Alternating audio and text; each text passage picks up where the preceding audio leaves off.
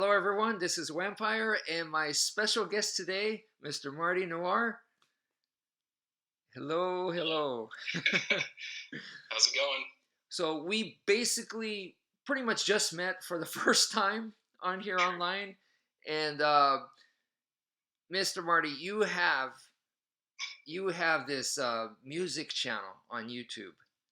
And so we're stepping outside of my comfort zone. We're stepping outside of the martial arts stuff. And please talk to us about your music. Yeah. Well, and thanks for the opportunity. Do you just go by wmpyr? Yeah, Okay, I'll just exactly. call you wmpyr. And Yes, so yeah, thanks for letting me correspond with you. And absolutely. you have an awesome channel. Love it. Thank you. Uh, so yeah, my channel is kind of just this right now. What it's morphed into is this avant-garde kind of knife channel with my music, and so it's a place where I deposit this weirdness, and uh, so that's what my channel is about. It started out kind of like a survivalist in music That's kind of right. channel. Yes. Yeah. I remember seeing some of the you have some videos where you're hiking and you're also showing some of your knives and you did some modifications on knives Yes. too. Yes, yes. So that's very interesting. And that's probably why we connected in the first place. We actually go way back. I didn't even know how far back we went, but the first time you contacted me, you said was like maybe around 2008. Either 2008 or 9, Okay, yes. most likely. And at that time, you were already doing music Yep. on Yeah. YouTube. Yes. Absolutely. Yeah. Yeah. And I had heard some of it, and then later, much like man, many years later, right? You contacted me again, and this time you were asking me about you wanted me to translate, make sure that the translation was correct because you did a song in Japanese. Yes. Yes. So Yes. that's crazy. What inspired you to do a song with like Japanese lyrics and you just sing the whole thing in Japanese? Well, I'm a long time fanboy of Japan, so I just wanted to do something uh, as an homage. And my plan really is to at least have one track per full album that's in Japanese. So this was the genesis of that, and so I just wanted to start with simple sentences based around a common item called a desk, tsukue. Yes. Right, I remember that. Why the interest? What got you started and got you interested in Japan to begin with? What would you Well, I say? took it. So I'm from Kansas City originally, and I live in Portland, Oregon Hmm. now, and um, so in that inner city school that I went to in Kansas City, I studied Japanese there and just loved it. Um, Even took the Japanese proficiency test maybe my junior year and totally failed, but it was just all about the experience Yeah, of it.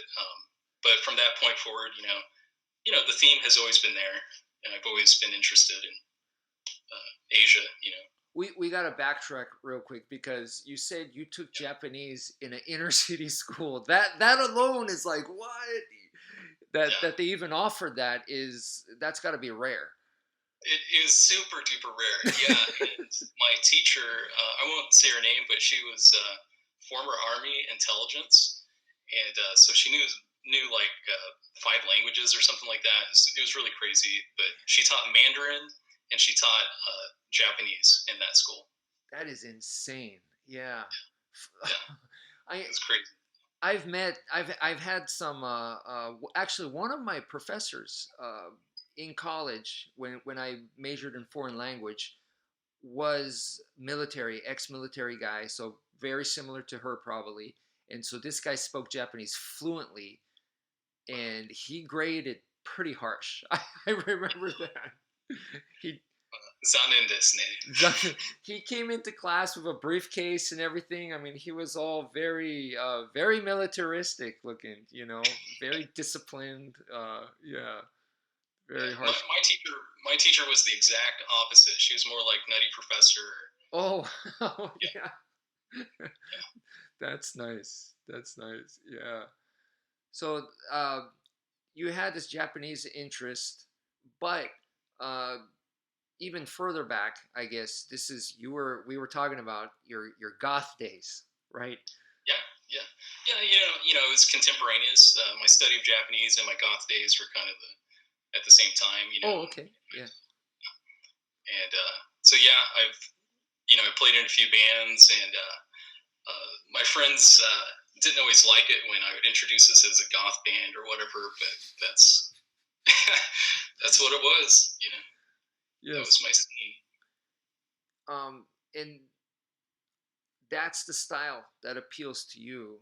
What are some of the bands that have influenced your style of music? Yeah, probably nearly. I mean, it's so much out of Manchester, England. Okay, Mm, um, but definitely bands that were not like The Cure, um, Joy Division, New Order, all these types of post-punk bands. yes. And then I was into some of the stuff that came from the Project record Okay. and record label in the '90s, Okay. and they had a lot of ambient kind of stuff. But I was into Weezer and all the other garage rock kind of stuff too. Yeah. Did you ever get to go to the UK and see where some of this stuff came from? No, no, I've only been in Heathrow Airport for like 2 hours. Oh, So okay. Wow. Yeah. I got to go over there with my sister one time, and she took me to kind of like the fashion the district they had in London, and this is like where they would buy the all the punk rock outfits and the new stuff that would later hit the U.S. So they kind of start all the trends and stuff, streetwear, urban streetwear kind of stuff. totally, It was totally. insane to see that stuff, and I remember just being blown away. They had like a sweater. It was a sweater, that material, but it was chainmail. Oh yeah. Very cool stuff like that. Yeah, I also remember seeing corsets that were they had like neon ties, so it's like a futuristic post-apocalyptic corset, which was like wow.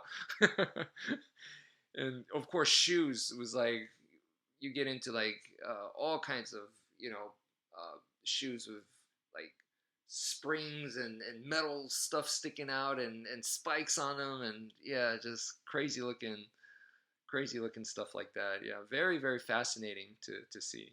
Very cool. Very cool. Yeah, I guess I was kind of more like subdued. Mm. Black shirt, jeans, maybe army boots, but you know, it's more just the music maybe than the aesthetic. But Right, right. So you didn't deck out with the the makeup you and know, the black lipstick. None of that. No. well, on stage I did in the Oh local yeah, scene. Yeah, right. I kind of kept it more for the stage. I see. Yeah. Yeah, yeah, Nice, nice. Yeah, and you're definitely continuing on with your music projects. You're making more. yeah. Oh yeah, yeah. If I get time, it's just a time thing. My life is pretty busy, so I just do what I can when I can. Yes, and you are gonna you're putting that stuff up on your YouTube channel. Absolutely. So, um, yeah, I can tell you where people can find me. So Yes. you can find me on SoundCloud. So I think that's just Marty Noir at SoundCloud, Okay. or SoundCloud.com/Marty Noir. Okay. And then, of course, on my channel on YouTube, which is Marty Noir. And the thing about that is that's where you're going to get the music videos That's that I right. do. So, Yes. And some of your older videos that I was talking about with the knives and stuff, that's still up there. You're not gonna take that down, are you? no, no. The ones that I feel are quality, I'll leave up. Okay. Cool. Yeah, Cool. yeah. In my So crude quality kind of way. we gotta we hit music, we hit Japan. We should talk about the knives. Sure. Yeah. Okay. Uh, why the knives? I don't know. I think it's something um, that I just did when I was really really young. Hmm. So it's probably one of the first things I collected. I collected started out with Barlow knives, which are just two bladed knives, and um, you know eventually got into like Swiss Army knives and stuff that kids start out with in the U.S. and then went up from there to other stuff. How young are we talking about? Oh man, earlier, well, probably around fifth grade, I started with pocket knives. Yeah. Parents were okay with this? Oh yeah, yeah. Wow. Yeah. My dad was from a farming community, so even though I grew up in the inner city, yeah. Did he teach you like knife etiquette kind of stuff, or is just common sense in your family? Uh, yeah, he did a little bit, and then also I was in Boy Scouts. Oh, okay, Growing yeah, up, okay. and they That were pretty severe. They were really strict when I was a kid. If you cut yourself, you only had like four chances, and they would take your knife away. So, I see. yeah, Okay, that explains the Boy Scout really that sheds light there. So yeah, that yeah. that stuff was already an interest then. Oh, totally. Yeah, Yeah. so you didn't hate being in the Boy Scouts. Well, for other reasons, but um, Okay. I didn't last long, But yeah, no, But it's good for learning skills, right? the knives and the outdoor stuff you enjoyed. Absolutely, Wow. absolutely. Okay, for me that was in the 80s where I saw the first Rambo, First Yeah, Blood, yeah, and I believe that's where my fascination with knives, survival, military, even martial arts, I believe a lot of that comes from that movie. yes, yeah, yeah, totally. Yeah, no, yeah, I'm right with you. The whole '80s aesthetic and Yeah. the beauty of what a ninja is and all that. So yeah, Okay, yeah, in the 80s that was huge too, the ninja yeah, stuff. Yeah, for sure. For sure. Nice. Yeah, that is cool. And you also mentioned some martial arts practice that you had yeah. uh, undertook and you are interested in. Yeah, yeah. So I don't really do it today, but in my early 20s, I was studying Taekwondo and Tai Chi Chuan. Okay. So Tai Chi Chuan, a little backstory if you have a moment. If you know who Rudy is from Generation Kill, if you've ever seen the series Generation Kill or Apocalypse Man, the guy named Rudy. Anyways, his brother Mikey is my teacher's teacher. So, Okay. anyways, yeah, Wow. but basically it's the Southern Kung Fu that came into Kansas City, and colloquially it was known as Six Elbows. So I trained in Six Elbows, That's the which name. is very Yeah. very similar to Wing Chun. I see. Yeah, Okay. Okay.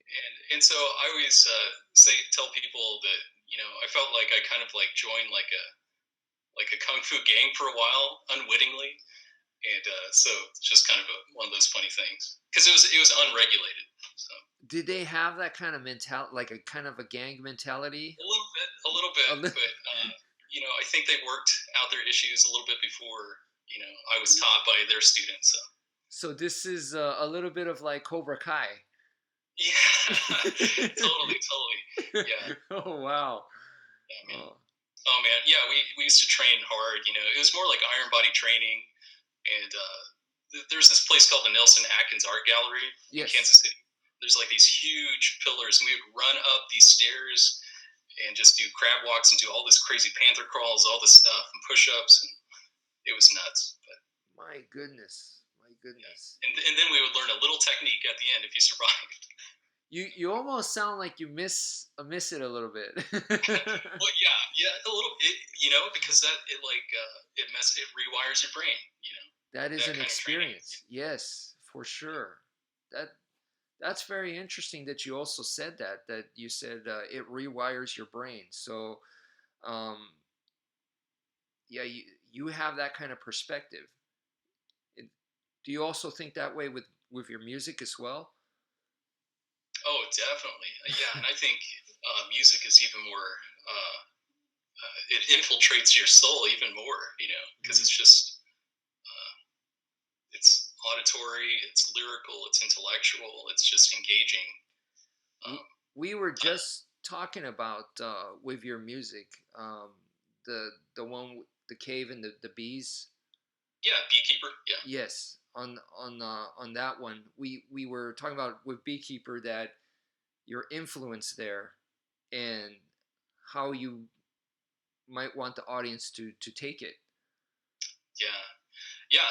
I'm kind of open to people taking it where they want, I guess, to an extent. It's Yes. kind of like one of those things that you discover. You'll discover if I don't like your interpretation once I hear a bad interpretation. Okay. But other than that, it's just a fun kind of abstract thing. But the thing that inspired me was like these 10,000-year-old cave paintings in like Spain, and it clearly depicts a woman up a tree putting her hand in a beehive and getting honey. And she even has like a container, Yes. and it has like the impact of like a Picasso painting. It's just the perspective, everything is perfect on it. So that's what inspired me. Yeah. And yeah, that's crazy because we just said that long ago, where it's almost like pre or proto civilization, and they figured out that there's benefit there instead of shying away like, oh, these animals are dangerous, let's not mess with them. They figured out a way to harvest, how to benefit from. So, and we come from that, Yeah. like you're saying, we have a connection with that, Yeah. and all that, like you're saying, this triggers stuff in the mind, and that's what you're Absolutely. looking for, right? Yeah. Yeah. To stimulate people this way. Totally. Totally. And so, that's an example of like a beautiful thing that I've written about. But, I write about stuff that's a little more serious, like the abuse of power and stuff Mm, like that. I see. So you're talking more like a political message, or Yeah. Yeah. Sometimes it's political. But, you know, I think it's stuff that both right and left can agree with. You know, if you check out the song called "Missile Parade," you'll kind of get it. So, okay, it's not necessarily you're favoring one side. It's more like you're speaking about just maybe more right or wrong kind of thing. yeah, yeah, yes, a transcendent value, an ultimate moral good. You know, things that we all want to measure our lives by. Right. So that's beyond politics then. Yeah. Yeah. Oh, yeah. Yeah. Beyond politics. Yeah. Right. Right. So Totally. no, And that's what I do. I just abstract a principle and I try to write about it. So very interesting. Why do you go abstract? That's a so it's more universal actually. mm, And and also it's kind of like you've probably seen plenty of movies where they just don't tell you what the end is supposed to be. Like Inception, the top yes. keeps spinning. Yes. Well, that's the way I want to do art. I want to leave the conclusion open to you, or end the issue with a question. Rather than just feed it to you. So is that because you want the details to be filled in by each individual Yeah, person? it's the way to get the audience to participate in the art. Absolutely. Fascinating stuff. Yeah. I think when you're talking about art, whether it's martial art or music or something like this, and there's people that just do it and they go, yeah, this is great, it's wonderful, it works for me, it makes me happy. People that do it with me, they're happy, and I that's all great and fine, but to me that's still like on a surface level.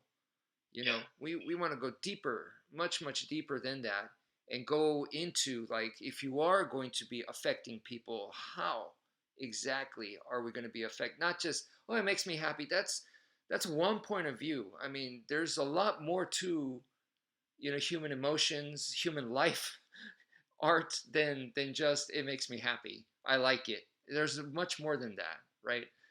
Yeah. So for Absolutely. like what you're saying, where an individual can now put into their own experiences and make it their own, is kind of what you're saying. You get what you get out of it, not what I'm telling you to get out of it. Sure, but there's always guardrails, right? You know, because Bruce Lee, was it Bruce Lee that said, to a novice, a punch is a punch; to an intermediate, a punch is more than a punch; and then to a master, a punch is a punch. Yes, You know? the So, full circle. artists like that, it's there's a little bit of deconstruction, but it's like supervised deconstruction, and then you're back at a sound punch. Excuse me, at a sound punch again. Mm-hmm. Mm-hmm. Yeah, yeah. It full circle, right? Yeah, totally. But we are past the 20-minute mark, so I Oh, think okay. this is a good point right here. Um, so big thank you to my special guest today, Mr. Marty Noir.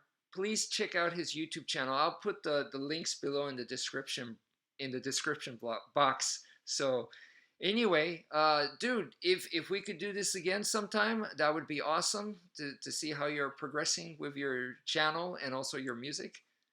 I'm Mochiron. Okay, so thank you so much for joining us today. Wmpyr over and out.